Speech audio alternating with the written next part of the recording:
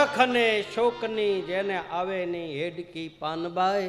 મારો કહેવાનો ભાવાર્થ કે ડાલીબાઈના નાભીમાં જે નાદ બ્રહ્મ છે એ જ નાદ બ્રહ્મ મારીને તમારી નાભીમાં પડ્યો છે.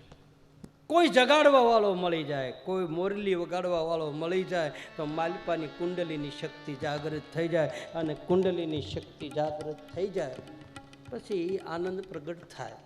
એ આનંદ પ્રગટ થાય એનો અનુભવ પોતાને પહેલાં થાય અને પછી બીજાને પાવળા ભરી ભરીને આપે. નિજનો આનંદ પોતે પહેલાં લઈ લે, પોતે મોજમાં હોય, પોતે આનંદમાં હોય. હવે હું આનંદમાં હોત, તમે બધા આનંદ, હું હોગ્યું મોઢું કરીને અહીં બેઠો, બાપુ કેમ આ જામ છે? એ ખોટી વાત છે. મને મારી મોજ આવે એટલે કથા કરું છું, મારા આનંદ માટે કરું. હું કોઈ પૈસા માટે કે કોઈ સંપત્તિ માટે કથા કરતો ને, નકર 386 કથા કરી 1-1 લાખ રૂપિયા ગણો બાપુ, કેટલા રૂપિયા હોય. હું મારી મોજ માટે કથા કરું, મને આમાં આનંદ આવે છે, મને આમાં સુખ આવે છે. મારો આહાર જ આ છે, મારું આખું જીવન આ છે. મને રામદેવજી મહારાજે એવી થપાટ મારી દીધી ને એટલે મને રામાપીર સિવાય બીજું કંઈ દેખાતું જ નથી. જ્યાં જાઓ ત્યાં મને 12 બીજનો ધણી મારા ભાલાવાળો જ દેખાય. મારો મા ગણો, મારો બાપ ગણો, જે ગણો એ મારી પોથી છે. અને આમાંથી જ બધું મને મળે છે. સર્વસ્વ મારું જીવન છે. હું ગમે ત્યાં જાઉં, ગમે એ જગ્યાએ જાઉં, મને બધે રામોપીર જ દેખાય. ગમે એ હરિદ્વારમાં ગયો તો હરિદ્વારમાં મને રામોપીર જ દેખાય, કારણ કે મારું જીવન આમાં વણાઈ ગયું. નહીતર હું પહેલાં ભાગવત કથા કરતો, રામ કથા કરતો, પણ આને કાંઈક એવું લગાડી દીધું ને, ઓલી આંગળી ગળી અડાડીને પછી એવું પાઈ દીધું ને, સારું હવે એ નશો ઉતરતો જ નથી. આમાં વણાઈ ગયું છે મારું જીવન, મારી મોજ, મને આનંદ આવે છે. મને આનંદ આવે એવું હું ગાઉં છું. પછી તમને આવતો હોય કે ન આવતો હોય, તમને આવે કે ન આવે, પણ 3 કલાક તો તમને હું અહીં બેહારું છું. એટલે 3 કલાક તમે બેઠા તો એ આનંદ તમને કાંઈક મળતો તો હશે, તો જ તમે આવતા હો. મળે જ. હરિનું ચરિત્ર જ્યાં હોય, મારા રામદેવજી મહારાજનું કે રામકથા કે શિવ કથા, એમાં જીવને આનંદ મળે જ.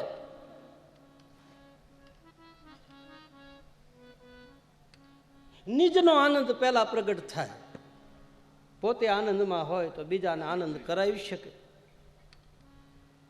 મોજમાં રહેવું, મોજમાં રહેવું, મોજમાં રહેવું, એમ ઓલો માયાભાઈ ગાય. પણ કાંઈ મોજ અમથી થાય? કાંઈક ગુમાવવું પડે તારે મોજ મળે. એક જગ્યાએ ભજનનો પ્રોગ્રામ હતો ને ગામના સરપંચ છે ને ઊભા થઈને બધા ઓલા ભજન માથે પૈસા ઉડાડ્યા હોય ને એ બધા ગામના સરપંચે ભેગા કરી અને બધા બેઠા હતા ને, એને કહેલા કોઈને છૂટા જોતા હોય કહેજો. એક જણો ઊભો થઈને કે છૂટા જ જોઈ લેવા જ, પણ બાધા હોવા જોઈએ ને. હા, છૂટા તો બધાને જોઈશ, એમ મોજ બધાને જોઈશ, પણ એમ થોડી મળે. ગુરુના લાલ બનવું પડે, એના ચરણમાં બેહવું પડે, મારો ને તમારો અહંકારનો ત્યાગ કરવો પડે, તારે આ બધું પ્રાપ્ત થાય. આનંદ નથી મળતો, સે છતાંય આનંદ નથી વર્તી શકતા. મેં ન કીધું દિવસની કથામાં બધું હોવા છતાંય સ્વભાવથી દુઃખી હોય છે. ડાલીબાઈનો નાદ બ્રહ્મ ચાલુ છે. બાળીનાથ બાબાએ માથા ઉપર હાથ મૂક્યું અને શાયર જયપાલને એમ કહે છે કે આ દીકરીને તારા ઘરે લઈ જા.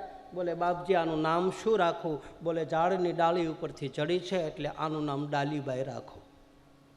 ધીરે ધીરે ડાલીબાઈ શાયર જયપાલના ઘરે આવે, રામદેવજી મહારાજની ઉપાસના કરે છે. એના માતા પિતાને જોઈ અને ડાલીબાઈની માલપા ધીરે ધીરે ભક્તિના સંસ્કારો ફૂટ્યા છે. ભક્તિ નાનપણમાં થાય. બાળા વેશે ભક્તિ કરે, જગમાં રહે ઉદાસ, તો તીર્થ ઉનકી આશા કરે, કબ આવે હરિ કા દાસ. ભક્તિ બાળપણથી ફૂટે, નાનપણથી એવા સંસ્કાર મળે તો બાળકોને મારે અહીં વ્યાસપીઠ ઉપરથી કહેવાનું તમને ફરજ પડે કે પોતાના બાળકને તમે એવા સંસ્કારો આપો કે જેથી કરી એની અંદર એ સંસ્કારો ઉગે. નાનો છોડવો હોય ને એને કલમ છડે, આપણને ન છડાવે, આપણને છડાવવા જાય ત્યાં બટકી જાય. આપણા તો ઢાળા ઢળ્યા આપણે કાંઈ ફારફેર ન થાય. હું કથા કરું, મારો બાપ કથા કરે, બાકી જય શ્રી કૃષ્ણ. હા, ઢાળા ઢળ્યા. પણ નાના છોકરાઓ કથા સાંભળે છે, નાના નાના બાળકો, નાની નાની દીકરીઓ બહેનામાં કથા સાંભળતી હોય અને એના જીવનમાં આ ઉતરે તો આપણને નથી લાગતું કે આ રામાપીરની દયા હોય તો જ આ બધા બેઠા હોય. નકર અત્યારના છોકરા બેહે, આ નાના નાના છોકરા બેઠા યુવાન, એના જીવનમાં એક અક્ષર ઉતરી જાય. હા, નાની નાની દીકરીઓ આમાં બેઠી છે, યુવાન દીકરીઓ, એના જીવનમાં કથારૂપી શબ્દ કાંઈક ઉતરી જાય અને એ કાંઈક ખોટા માર્ગે જાતો બંધ થઈ જાય. કથા અસર કરી ગઈ, એક બે તો સુધરે છે. એ ભાઈ આટલા બધા શ્રોતાઓ બેઠા હોય ને, આમાં એક જીવ રાજી રાખવા હાટું થઈ, એક જીવ ને, એક જ જીવ. વક્તા હંમેશા ગાદી ઉપર બેઠા પછી આમ નજર કરે અને નજર કરે, એક જીવ ધ્યાન થઈને સાંભળતો હોય ને, એ જીવને રાજી રાખવા હાટું થઈ અને ગાવાવાળો વક્તા માલપા પડ્યું હોય કાઢે એમ કે એક જીવ તો રાજી થાય. બધા રાજી ન થાય, એક જીવ. અને એક જીવ તરે તો ઠાકર રાજી થાય કે તે એકને તાર્યો, બસ. આ અમારી સિદ્ધિ જ છે. આ રાડ્યું નાખવી કાંઈ હેલી નથી.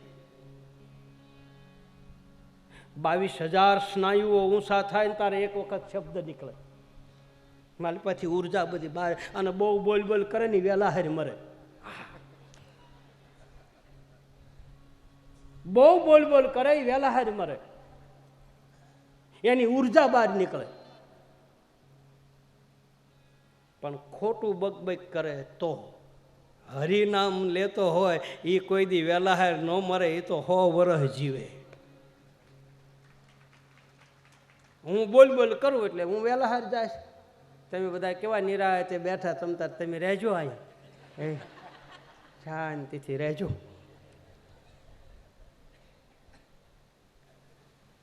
ઉર્જા ખતમ થઈ જાય, અંદરથી જે પાણી હોય પાણી હુકાઈ જાય. પછી તો હરિનો રસ માલપાથી પ્રગટ થાય ને, એ રસ માલપા ઉતરતો જાય.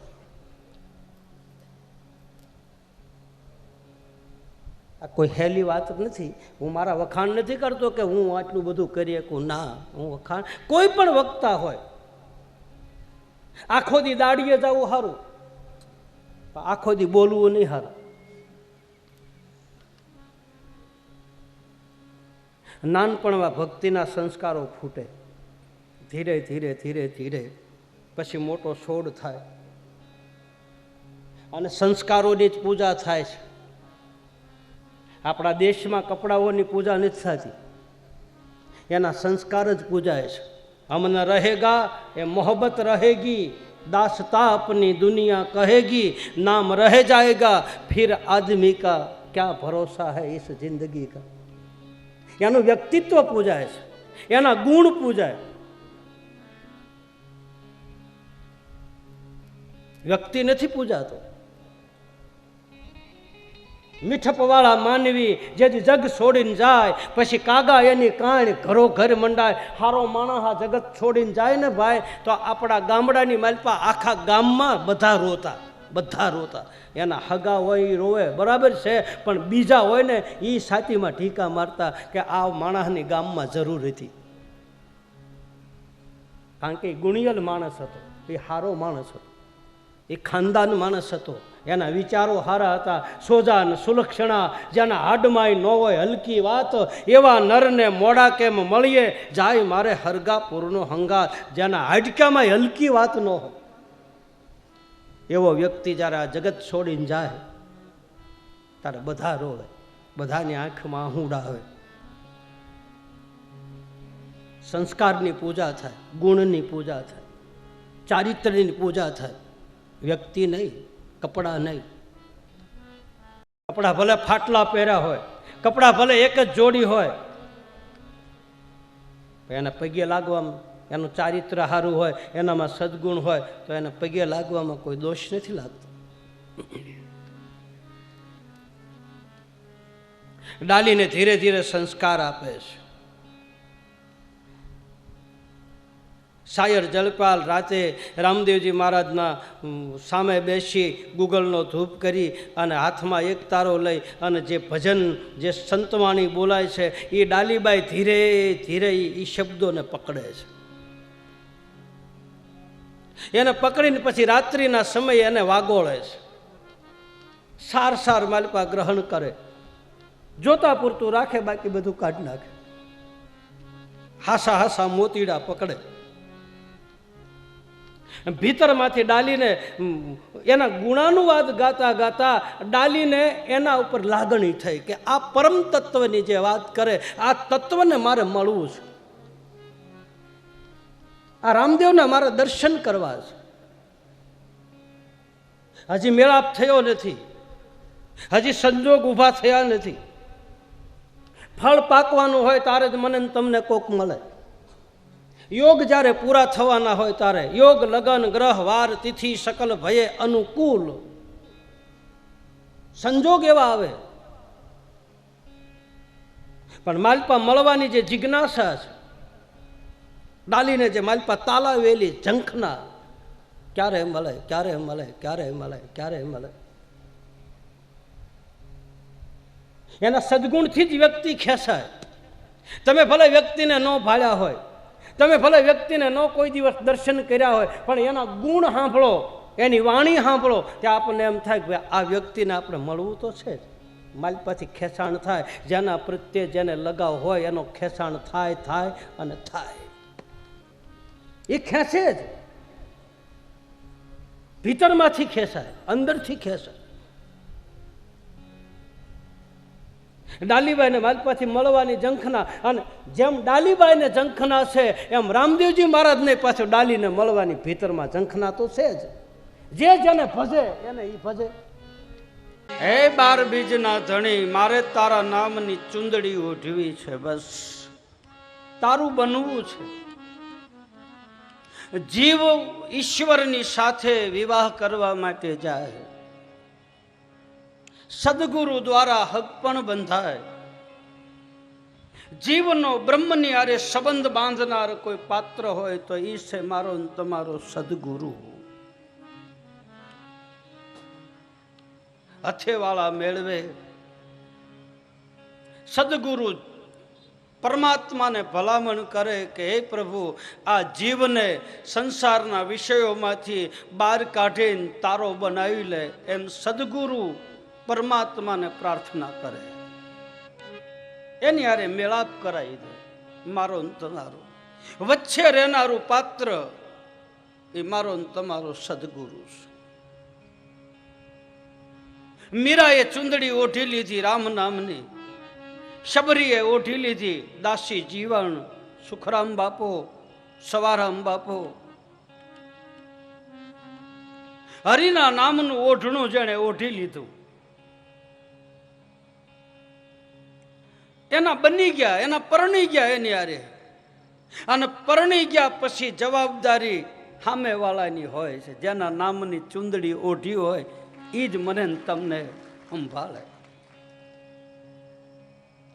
પછી જીવ ગમે એ ખાતા ન હોય, જીવ ચાહે 18 વર્ણમાંથી કોઈ પણ હોય, પણ નેતળદે જેવો જીવ ચોખ્ખો બને. શરીર ભલે ગમે એવું હોય, પરમાત્માને દેહની હારે કાંઈ સંબંધ નથી, સદગુરુને દેહની હારે કાંઈ સંબંધ નથી. સદગુરુ અને પરમાત્માને મારા તમારા ભીતરમાં રહેલા તત્વની હારે સંબંધ છે. એકાબીજાની હારે પરણી જાય. પરણું તો પ્રીતમ પ્યારો એ જ અખંડ સુહાગી મારો. પરણું તો પ્રીતમ પ્યારો એ નિખંડ વર સુહાગી હવે રાંડવાનો ભય ટાળ્યો રે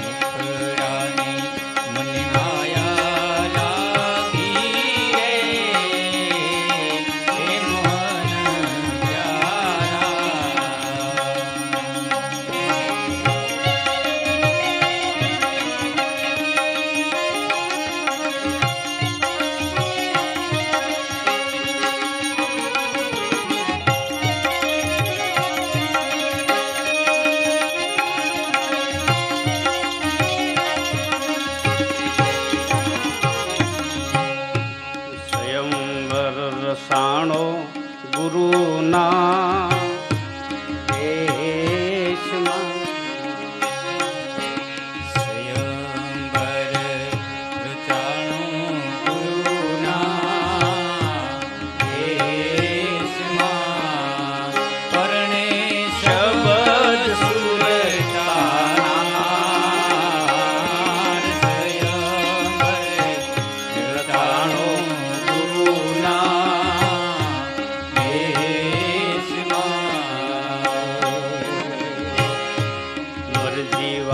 હશે વિવાને એ માણસે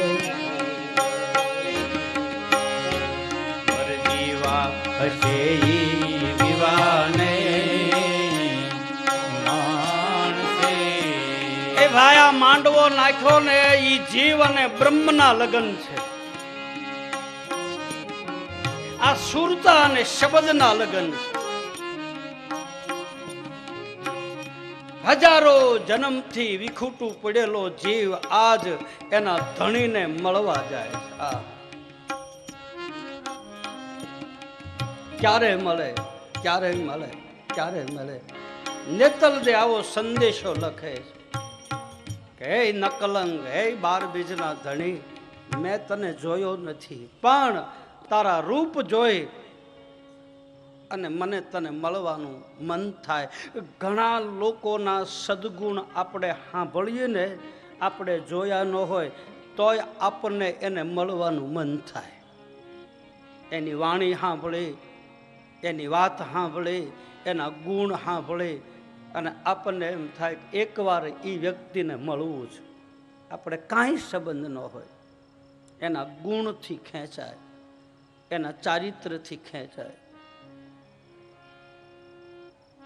હવે સામાન્ય વ્યક્તિને જો મળવાની ઝંખના થતી હોય તો હરિને મળવાની વેદના કેટલી થતી છે. સદગુરુને માલપા આહુડા પાડી અને નેતલ સંદેહો મોકલે છે. અને પછી જ્યારે વિદાય લે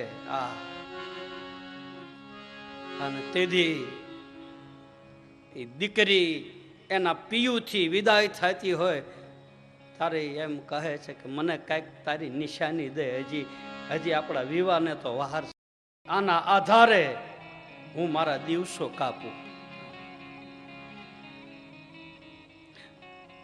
બોલ્યો એમ કે હું તને શું આપું? આપણા લોક સાહિત્યકારો ઝવેરચંદ મેઘાણી મેળાનું ગીત લખે છે.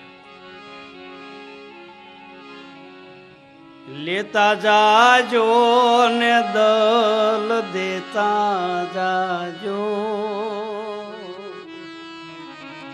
હે મારી હગી નણંદ બાના વીરા, રૂમાલ મારો લેતા. આપણા દિવાળીબેન ભીલ એને આ ગીતમાં એવોર્ડ મળ્યો હતો મુંબઈની માલિકા. આ ગીત જ્યારે દિવાળીબેન ગાતી, ઝવેરચંદ મેઘાણીનું અધિવેશન મળ્યું હતું કવિઓનું મુંબઈની માલિકા, અને કાઠિયાવાડી કોયલે ત્યારે આ રાગમાં ગાયું હતું તો સામે શ્રોતાઓની આંખમાંથી આહુડા પડ્યા છે. એવું ગળું કરી લે એકાદી ઝલક કરી. કે મારી સદી નણંદ બાના વીરા, રૂમાલ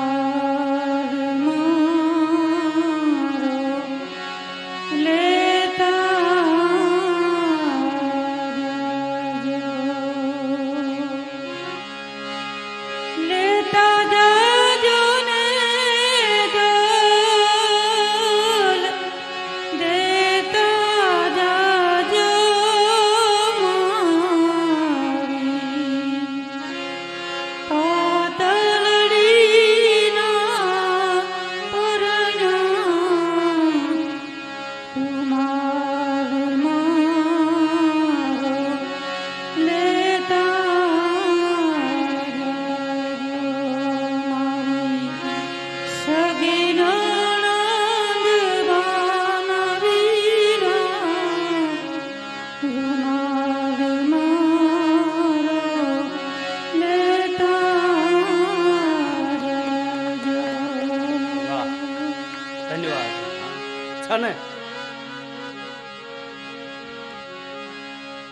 મેળામાંથી જુદા પડે તાર એકાબીજાની નિશાની આપતા. એ વખતે હંધેહા મોકલતા કે તું અહીં આવજે. આજ રૂક્ષ્મણીએ પણ સંદેશો ભગવાન કૃષ્ણને લખ્યો ભાગવતમાં કથા. આજ ઈ જ નેતલ દે ભગવાન રામદેવજી મહારાજને હંધેહો મોકલે કાગળ લખી. એ કોઈ ગોકુળ મથુરામાં જાવ રે, લખી દઉં કાગળિયો રે પ્રેમનો. રે કોઈ ગોકુળ મથુરા જાય રે, લખી દઉં કાગળિયો રે પ્રેમનો. અરે કોઈ કાનાને તેડવા જાવ રે, લખી દઉં કાગળિયો રે પ્રેમનો. અરે કોઈ કાનાને તેડવા જાય રે, લખી દઉં કાગળિયો રે પ્રેમનો. લખી દઉં કાગળિયો રે પ્રેમનો. લખી દઉં કાગળિયો રે.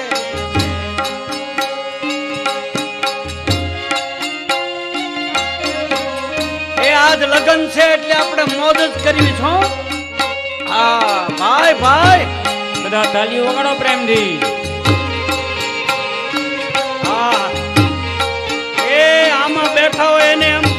કરીને પણવું છે એવો આમ આમ માહોલ થઈ જાય.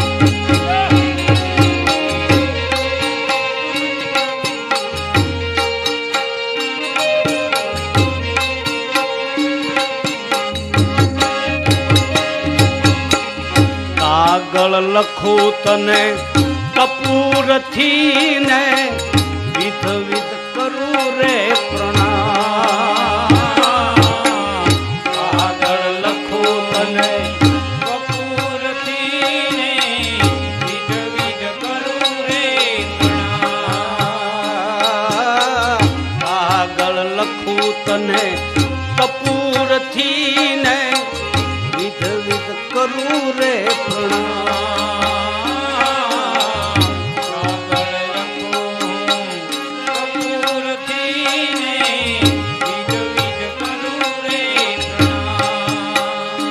કોઈ ગોકુળ મથુરામાં જાવ રે લખી દઉં કાગળિયો રે પ્રેમનો. અરે કોઈ ગોકુળ મથુરા જાય રે લખી દઉં કાગળિયો રે પ્રેમનો. લખી દઉં કાગળિયો રે પ્રેમનો. લખી દઉં છેલ્લી કડી બહુ સમજવા જેવી છે. ધ્યાન દેજો બરાબર. ખેતર હોય તો ખેડીએ ઓલા ડુંગર ખેડ્યાનો જાય. ખેતર હોય તો ખેડીએ ઓલા ડુંગર ખેડ્યાનો જાય.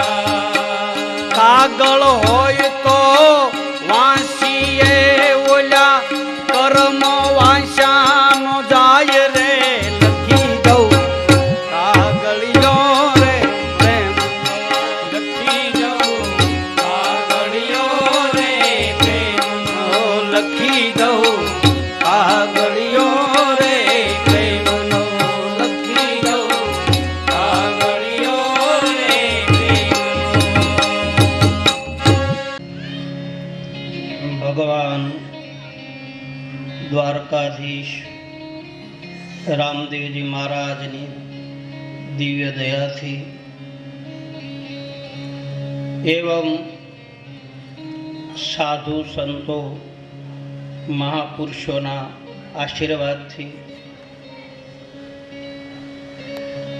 એક દિવ્ય ચેતનાની ધારા અને એ ધારાની ડાળીઓ પાંગરી અને વટવૃક્ષ બનેલું હવે સુખરામ બાપાના તમામ ધારાઓની ચેતનાને વ્યાસગાદી ઉપરથી મારા પહેલા પ્રણામ. આવી દિવ્ય ચેતનાઓ અને એ દિવ્ય ચેતનાની ધારામાં બેસી અને આપ સર્વો ગત ગંગાની ઉપાસના કરનારા મહાપુરુષો ભક્તજનો જેમને આ ચેતનામાંથી કંઈક પ્રાપ્ત થયું છે, જેમને આ ચેતનામાંથી કંઈ અનુભૂતિ થઈ છે, જેમને આવી દિવ્ય ચેતનામાંથી કંઈ પ્રાપ્ત થયું છે એવા મારા પરમ સ્નેહી આ ઝૂંપડીના મહંત ભરતદાસ બાપુ, એમના ચરણમાં વ્યાસગાદી ઉપરથી મારા પ્રણામ, એ ચેતનાને નમન. એ ધારાની દરેક ચેતનાઓના ભેખ ભગવાન મને અમુકના નામ આવડે, અમુકના ન આવડતા હોય તો એવી ચેતનાઓને પણ મારા અહીંથી વ્યાસગાદી ઉપરથી પ્રણામ. મારો નજીકનો નાતો અંગત જ્યારે જ્યારે મારા કંઈ જીવનમાં એવું કંઈ ઘટતું હોય તો અમારે પૂજ્ય વડીલ લવ બાપુ એની પાસે બેસીને ઘણું ખરું મને પ્રાપ્ત થાય છે, ઘણું શીખું છું. ક્યારેક ક્યારેક એની આનંદમાં હોય ત્યારે એના મોઢામાંથી અમુક શબ્દ નીકળે અને એ આખો વારસો મનુબાપાનો. એવી ચેતનાને પણ હું અહીંથી પ્રણામ કરું પૂજ્ય લવ બાપુના ચરણમાં. આપ દરેક મહાપુરુષો, ભગવત ભક્તો જે ભરતદાસ બાપુના રાહબર નીચે આવું એક માંગલિક કાર્ય જે થઈ રહ્યું છે, જેમ હમણાં જ અમારે ખેનીભાઈ વાત કરી કે મને આ ખબર નહોતી કે આ 17નો આંકડો થાય, એક એમાં વધારો કરું કે મારી કથાઓનો આંકડો 17 થાય. આ નિર્વાણ તિથિ એ પણ નિર્વાણ તિથિ 17મી છે અને રામાપીરનો વધાવો 17નો જ થાય. એ 17ના વધાવે જ ઘોડા થોડવે. એટલે આ એક સંજોગ ઊભા થયા.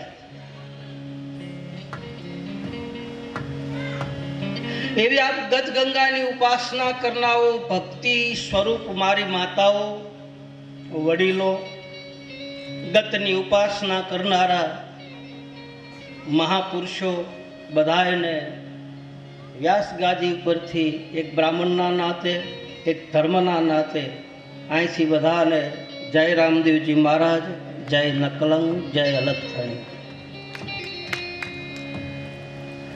રામદેવ કથા વિશે આપણે શું બોલી શકીએ?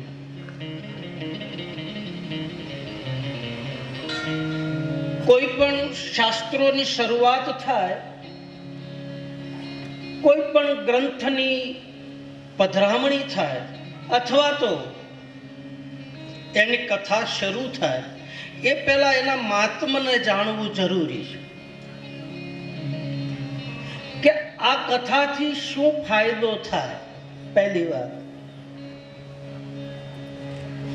કારણ કે વસ્તુ જ્યાં સુધી એનું મૂળ ન જણાય ત્યાં સુધી એક કથાની મૂળ કિંમત આપણને ખબર પડતી નથી. એના મૂળને જાણવું જરૂરી છે. એનું મહાત્મ્ય શું?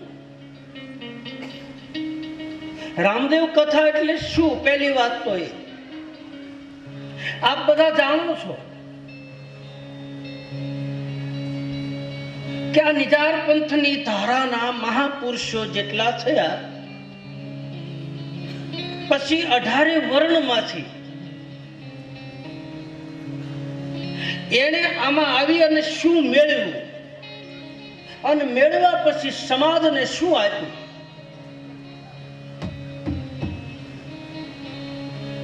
અને સમાજને આપ્યા પછી એ સમાજને કેટલો ફાયદો થયો. કથા એક એવી ધારા છે.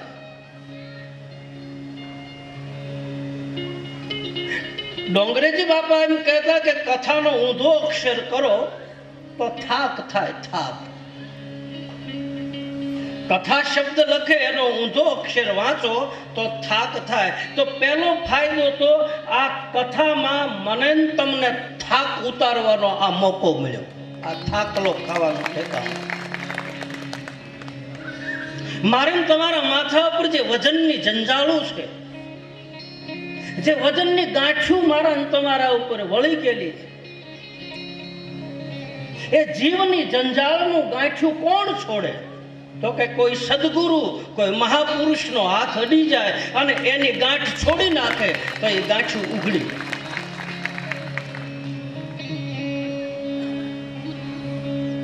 ભગવાન રામ વનમાંથી અયોધ્યામાં આવ્યા, 14 વર્ષ પૂરા થયા પછીની ઘટના.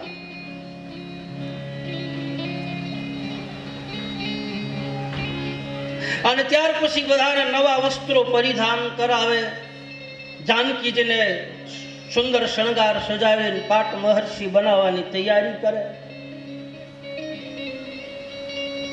એમાં ભરતજી નંદીગ્રામમાં કુટિયા બાંધીને 14 વર્ષ સુધી સીતારામ સીતારામનું સ્મરણ કરે.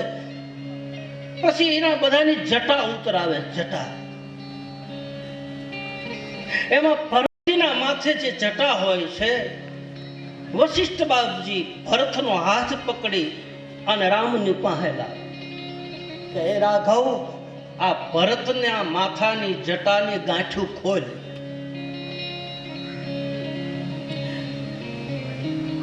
ત્યારે ભગવાન રાઘવ કહે છે, પ્રભુ, આ જીવની જંજાળની ગાંઠું તો સદગુરુ જ છોડી શકે, બાકી કોઈની તાકાત નહીં.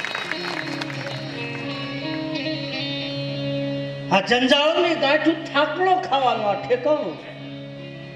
આ હરિકથા, રામકથા, શિવકથા, ભગવત કથા, કોઈ પણ કથા હોય,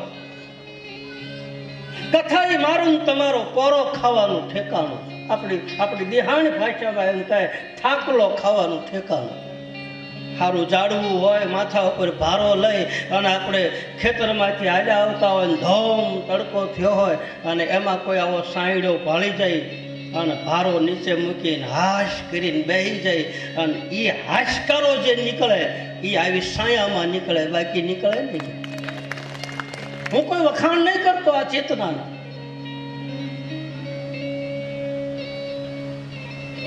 તો કથાનું મૂળ, કથાનું મહાત્મ્ય, પહેલું તો થાક ઉતારવાનું ઠેકાણું, પહેલું માધ્યમ એ બતાવે.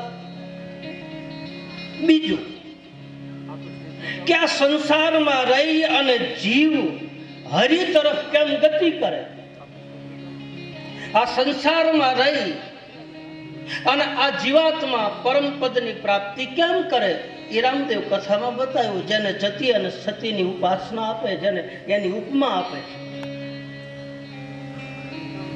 જતી સતી નર નારી શબ્દ સુરતા બ્રહ્મ અને માયા. આમાં રહી અને પ્રભુ ભજન કેમ કરવું અને કઈ રીતે મહાપદની પ્રાપ્તિ કરવી એ રામદેવ કથામાં બતાવે. રામદેવ કથાની વાલપા જ્ઞાન, ભક્તિ, કર્મ, યોગ, ધ્યાન, ધારણા, સમાધિ, આ તમામ વસ્તુ રામદેવજી મહારાજના જીવન ચરિત્રમાં બતાવે છે. એના એક એક પરસાઓ, એક એક એના દાખલાઓ, એક એક જે લાખા વણજારાનો પ્રસંગ લ્યો કે મેરિયા દરજીનો પ્રસંગ લ્યો કે ડાલીબાઈનો પ્રસંગ લ્યો, એની પાછળ જે છુપાયેલું રહસ્ય જે છે, જે આધ્યાત્મિક માર્ગ બતાવે, જે તત્વજ્ઞાન બતાવે, જે વેદનો નિચોડ બતાવે. રામદેવજી મહારાજની કથા એ 4 વેદનો સાર છે. એટલે જ રામદેવજી મહારાજના અક્ષરો 4 છે. રામદેવ, 4 વેદનો નિચોડ છે. આ પવિત્ર ગંગાની ધારા છે, ગતની ધારા જેને કહે છે, ગત ગંગા.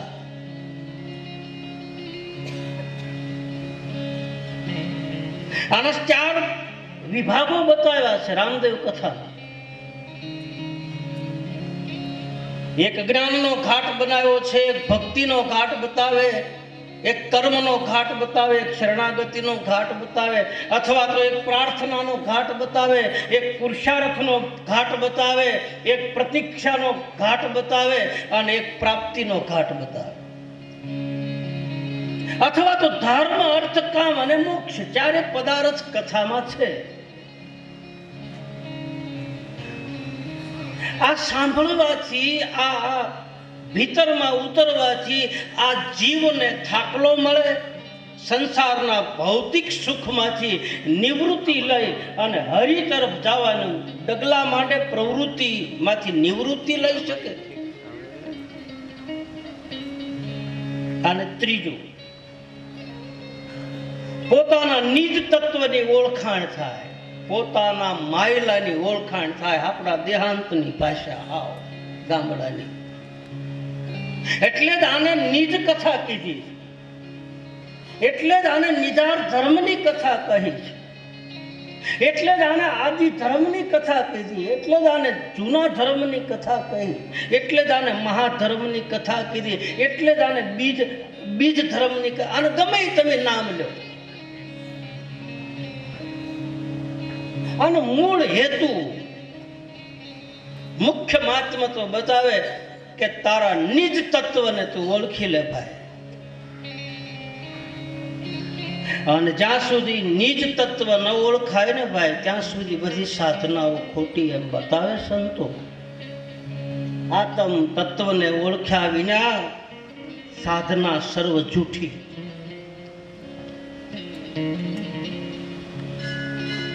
સુખરામ બાપાની ધારામાં સુખરામ બાપાએ નિજ તત્વને ઓળખી અને બીજાને ઓળખાયું, અનુભવ કરાયો. પોતે અનુભવ કર્યો, બીજાને અનુભવ કરાવ્યો અને ઈ ઘરની ઓળખાણ કરાવી અને ઈ ધારા આમાં બેઠેલા અનેક માયલાઓને ઓળખાણ કરાવે છે આ ભરતદાસ.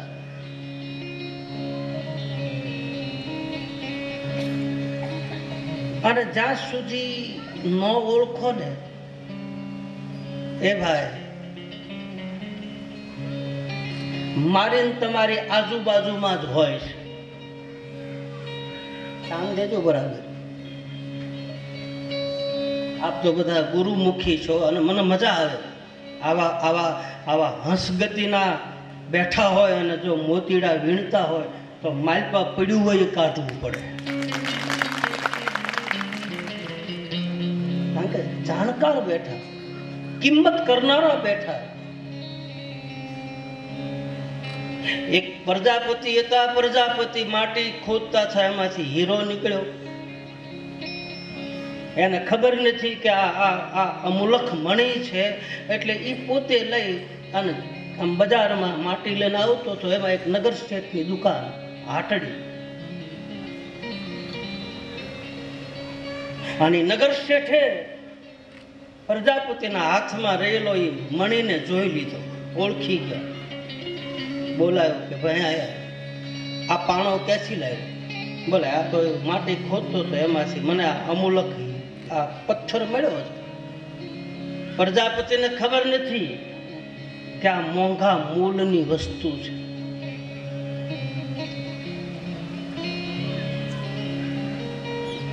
નગર શેઠે કહ્યું કે પ્રજાપતિ આના તારા પૈસા કેટલા લેવા છે? આની શું મજૂરી લેવી? તારે આ પથ્થર વેચવો છે? બોલે શેઠ પાણાનું શું આવે? બોલે નહીં, માગ એટલા રૂપિયા આપું. બોલે શેઠ મારી મશ્કરી ન કરો. બોલે નહીં, તું ગાંહડી બાંધીને ઉપાડી લે એટલા રૂપિયા તને આપું, તારી મેળાએ ચડાવી લે એટલે. નગર શેઠના કહેવાથી પછેડી પાથરી પ્રજાપતિ મારી પર રાણી સિક્કા રૂપિયા નાખ્યા, પોતે ઉપાડે એટલા લઈ લીધા. હીરો હતો એ નગર શેઠે હાથમાં લીધો. જોજો, ધ્યાન દેજો બરાબર, આ વાતનો સાર અહીંયા પીડ્યો છે. હીરો હાથમાં લઈ અને નગર શેઠ સપના જોવે છે કે મેં ઓલા કુંભારને કેવો છેતર્યો, કરોડો રૂપિયા, અબજો રૂપિયા, ખરવો રૂપિયાનો આ નંગ મેં ખાલી મામૂલી કિંમતમાં લઈ લીધું. અને આમ હથેળીમાં આમ જોવે છે, એમાં હાથમાં ધ્રુજાટ આવ્યો, હથેળીમાંથી હીરો પડી ગયો અને લાદી ઉપર પડ્યો ને હીરાના બે ભાગ થઈ ગયા. અને માલપાથી જવાબ આવ્યો, અરે રે હે નગર શેઠ, તું જાણકાર હોવા છતાંય તે મારી કિંમત આવી કરી. આ કરતા તો મારું હૈયું ફાટી જાય ને એ હારું. એમ તમે જાણકાર અહીંયા બેઠા છો એટલે આ મોતીડા નાખવાનું મન થાય. એવી જગ્યાએ નાખ્યા હોય તો બાપ શું કિંમતની ખબર ન હોય.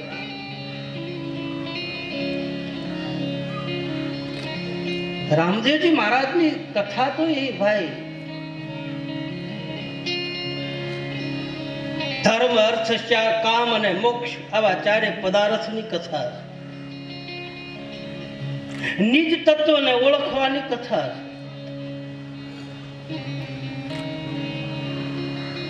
અને ઓળખી લીધા પછી આ જીવને કાંઈ કરવાનું રહેતું નથી. સાંભળજો કે ભાઈ, મારે ભાઈ કહેવાની ટેવ છે વધારે કથામાં. દરેક કથામાં મારે ભાઈ શબ્દ આવે.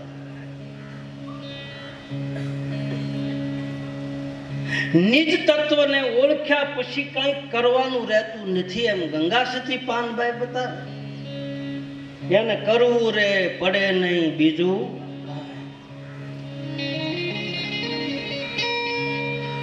એને પછી ચારે પદાર્થ એના ચરણમાં હોય. અષ્ટ સિદ્ધિ નવ નિધિ એના એના એના ચરણમાં આવે. આપણે સિદ્ધિમાં નથી જવું, આપણે ભૌતિક સંપત્તિમાં નથી જવું. આપણે તો આપણા માયલાને શાંતિ મળે એવું કંઈક ગોતવું છે.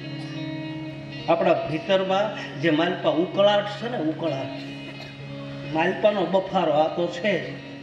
આ તમે પંખો ચાલુ કરો તો બફારો વયો જાય, પણ માલપાનો બફારો, માલપાની જે બળતરા છે ઈ માલપાથી નિરાશ નથી. એનું હું છે કોઈને નિરાશ? હાસું કહેજો. અમારે નથી ને તમારે નહીં. તમે એમ ન માનતા અમાય નિરાશ? નારે ના પૂછો બાપુ. એવી ચેતનાઓ, એવા મહાપુરુષોની ઉપાધિ અને આપણી ઉપાધિમાં બહુ ફેર છે ભાઈ. બોલો. તો રામદેવજી મહારાજની કથા એ એક ભીતરના તત્વને ઓળખવાની કથા છે. ચોથું, રામદેવજી મહારાજની કથા એક શરણાગતિની કથા છે. અને શરણાગતિ કોઈની સ્વીકારી લીધા પછી અધિકાર પ્રાપ્ત થાય. જ્યાં સુધી શરણાગતિ સ્વીકારી ન હોય ત્યાં સુધી અધિકાર પણ મળતું નથી. અધિકાર એટલે લાયકાત થાય, અધિકાર એટલે પ્રમાણપત્ર થાય. સદગુરુએ સહી કરી પ્રેમ જ્યોત પ્રકાશી. અધિકારી એટલે સદગુરુ મારી પાસે સાઇન કરી દે, એ પ્રમાણપત્ર આપે. અને એણે જે સહી કરેલી હોય અને એણે પ્રમાણપત્ર આપેલું હોય ને, એ કોઈ દિવસ ક્યાંય પાછું નથી. એ પછી હોમાં હોપટ નીકળે. ભલે પછી સદગુરુ કોઈ પણ ધારાનો હોય,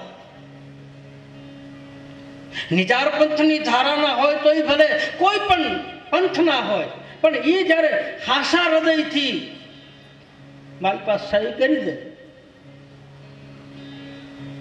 પછી એને અધિકાર પણ મળે. ત્યાં સુધી અધિકાર પણ મળતું નથી. એ સદગુરુ શરણના બની જાવ ને અધિકારી, પાનબા કરવું પડે નહીં બીજું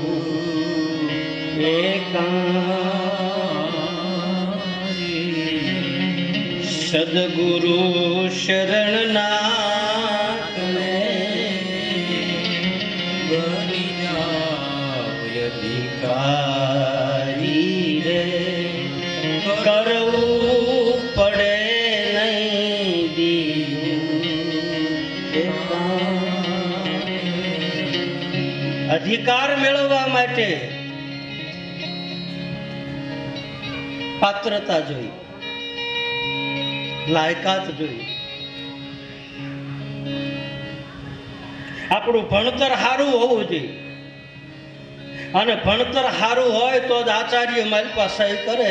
આપણા પ્રમાણપત્ર પહેલા કઢાવતા ને ગામડામાં, એમાં બધે ટકા મૂકતા, કાગળિયું આવતું. એક તમને ખબર હોય કે આની વર્તણૂક કેવી છે, આની રહેણી કેણી કેવી છે, આ કેવા ઉધામા કરેલા છે, કેટલા કાંકરા ખાઈ ગયેલો છે, કે કેટલા એની પાટીઓ ફોડી નાખેલી છે, આવું બધું પ્રમાણપત્રમાં લખતા. વર્તણૂક સારી હોય, એનો વાણી, એનું વર્તન, એનો વિચાર, એની રહેણી, એની કેણી, એની ઉઠવા બેહવાની વર્તણૂક સારી હોય ને ભાઈ, તો સદગુરુ મને તમને સહી કરી દે કે લાય બાપ, લાય હું તને સહી કરી દઉં. જા. જેને બેહતા આવડે, જેને સીતારામ કે નારાયણ કરતા આવડે, આ બધું ભણતર ભણવાની કથા. સદગુરુના સાનિધ્યમાં બેસી અને આજે ભણતર, હમણાં જ મારે બાપુને લવ બાપુને વાત કરી હતી કે કાન કવિ અને બાપા મનુ બાપા નહીં બે હારે નિહાળમાં ભણવા ગયેલા. અને બહુ સરસ મજાની એમ ટ્રેક્ટરમાં સત્સંગત કરતા હતા. એક એવી આ બધા એમ અમારી રમતું કરતા હતા અને તમે તમારી રમતું કરતા હતા. તમે આમ કુંડાળે પડ્યા, એમ ટ્રેક્ટરમાં કુંડાળે જ પડ્યા હતા. કારણ કે અઢી કલાક થઈ એમ પછી રમણીયા ચડ્યા. પછી તો આમાં એમ ચીઠીઓ દેવા માંડ્યા, કાગળિયા છે મારી પાસે. હમણાં જ લવ બાપુએ મને વાત કરી, મને કે બાપુ આવી રીતનું મનુ બાપા અને કાન બાપા એ બે હારે ભણવા બેઠેલા. અને પછી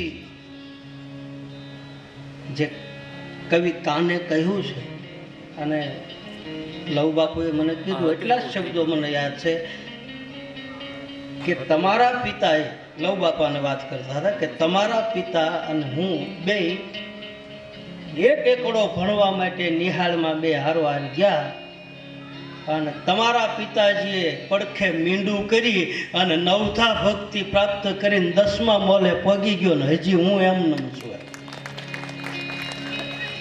આ ભણતર હજી હું એકડો ઘૂંટું છું.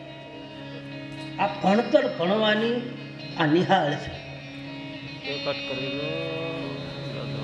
અને જેને એકડો આવડી જાય ને ભાઈ, આ એક સમજો જૂના એકડા એકડે રેક ભણવાની રાખો ટેવ.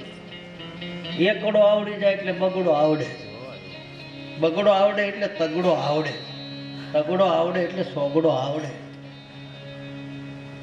સોગડો આવડે પછી દહેજ હોય હો આવડે. પહેલા તો એકડો ઘૂંટાવવો પડે, હાથમાં કાંકરો લઈ અને આ ઘૂંટાવે. એકડો આવડી ગયા પછી હોય એકડા આવડી જાય. પછી એની પડખે તમે મીંડું એક લગાડો ને તો 10 થાય, એની પડખે બીજું મીંડું લગાડો તો 100 થાય. એમને મીંડા જ વધારવાના રહે. પહેલાં તો એકડો શીખવાનો છે. આ એકડામાં જ માથાકૂટ છે. પહેલું અગડિયું બગડિયું કે આપણા ગામડામાં એકડિયા બેકડિયા પડે.